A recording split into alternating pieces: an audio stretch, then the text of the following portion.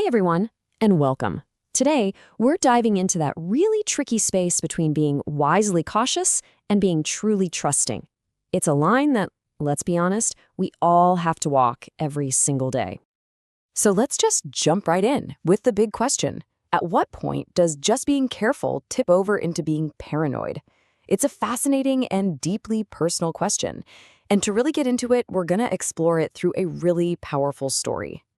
But first, to make sure we're all on the same page, we need to build a little foundation. Let's start with the actual words we use when we talk about fear and suspicion. Okay, so at the far end of the spectrum, you've got the word paranoid. Now, this isn't just a little suspicion. This is a deep-seated belief that other people are actively out to get you, that you're a constant target. And this is where it gets interesting, right? Because this is the justification you often hear. People rarely think of themselves as paranoid. Instead, it's, I'm just being cautious. It's a way to frame that intense vigilance not as fear, but as being smart in a world that feels dangerous. And you know, a lot of our caution is fueled by these vague but really powerful labels we have. Take a word like sicko. It's not a medical term, of course. It's just this informal tag we put on someone we decide is strange, disturbed, and probably someone we should stay away from. We also have more specific fears, right? Like the idea of a peeping Tom, someone who violates our privacy in a really creepy way. Just the fact that these terms exist reinforces that feeling that, yeah, you do need to be on guard, and it blurs the line between what feels safe and what feels like a potential threat. Okay, so we've got the vocabulary down. Now let's see how these abstract fears actually play out in a real-life dilemma. We're going to follow the story of a young woman who's forced to face that boundary between caution and trust head-on, in the most personal way imaginable. So I want you to meet Isabella. She's 25, a painter, and she is barely getting by. And the most important thing you need to understand about her is just how completely alone she is. No family, living in this tiny little room. Every single day is a fight for survival. And then, kind of out of nowhere, this man named Edward comes into her life. He's an older man, a total stranger, but his actions are just consistently kind. Every single day, he brings her tea and some bread. He's quiet, respectful, and get this, he asks for absolutely nothing in return. For someone like Isabella, this kind of simple, no-strings-attached kindness is like something from another planet. Then one day, everything just stops. He gives her a letter. And it's not just an offer of more help. It is a shocking, out-of-the-blue proposal of marriage. He presents it as the only way he can really truly take care of her. So you can imagine, this just throws her entire world into chaos. On the one hand, you have Edward, who has shown her nothing but kindness.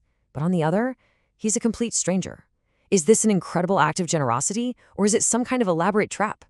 Is saying yes her path to safety, or is it going to be the biggest mistake of her life? And all the while, her day-to-day struggle is so hard that it makes his offer impossible to just ignore. So, Isabella makes a choice, and that choice kicks off a whole new chapter for her, a new life that is very strange and very, very quiet.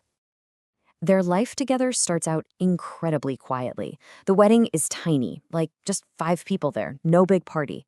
His home is a sanctuary, just filled with books everywhere. And this part is so crucial. He gives her her own separate room, always maintaining this respectful distance.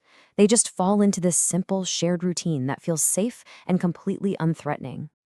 And it's through all these little things, right? These small, consistent acts of kindness, him bringing her books, sharing quiet meals, working together in his garden, that Edward slowly starts to break down the walls of her fear. And that stranger's house? Yeah. It gradually starts to feel like a real home. And this is where things really start to shift. Because Isabella's feelings are changing. They're moving past just gratitude and relief and turning into something much, much deeper. But just as she's starting to feel safe on the inside, the outside world starts closing in with its judgment. When she goes to the local market, she hears it. The whispers. The other women, they look at this strange marriage of hers, and they draw their own simple and pretty harsh conclusion. And this is where you really see that huge gap between what people think they see and what's actually happening. Their judgment? She's a gold digger. It's not real love. She's being used. But what's her reality? For the first time, she feels safe. She feels cared for. She feels this warmth and peace she has never known in her entire life. It's just a powerful reminder that an outsider's version of a story is rarely the whole story. So she comes home one day, totally shaken by all this, and Edward's response, it's just so simple, but so powerful. He doesn't argue, he doesn't get defensive, he just looks at her and says, "Words mean nothing. I know who you are." And in that one moment, his unwavering trust in her becomes her shield, protecting the bond that's growing between them from all that outside noise. And that brings us to the final part of their story, and to Isabella's discovery of a completely different kind of wealth, one that has absolutely nothing to do with money. One evening, he asks her a simple question: is she happy? And her answer, it's this incredibly powerful, honest moment. She tells him, "I'm married for money, but now I stay because I want to." It's the moment she finally claims her own feelings and her place in their life, not as part of an arrangement, but as her choice. And right there, in that moment of pure honesty, they share their first kiss. And it's so clear this isn't about the deal they made. This isn't born out of need or duty. This is built on a foundation of kindness and respect, and now, finally, genuine love. You can see just how much she's changed in this next scene. The next time she's at the market and she hears those whispers, she doesn't hurry away in shame. She stands tall, holds her head high, and just keeps walking.